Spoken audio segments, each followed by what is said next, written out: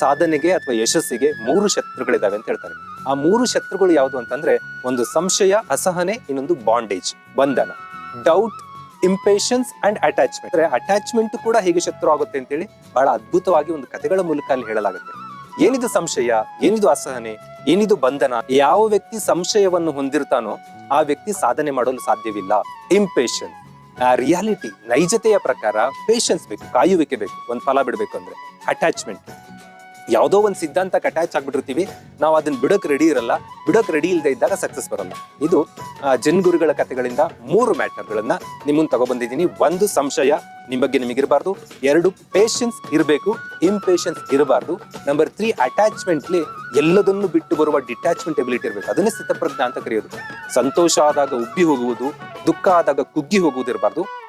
ಜೊತೆಗೆ ಅಟ್ಯಾಚ್ಮೆಂಟ್ ಜೊತೆಗೆ ಡಿಟ್ಯಾಚ್ಮೆಂಟ್ ಕೂಡ ಗೊತ್ತಿರಬೇಕು ಅನ್ನೋದು ಜನ್ಗುರುಗಳ ಕಥೆಯಲ್ಲಿ ಬರುತ್ತೆ.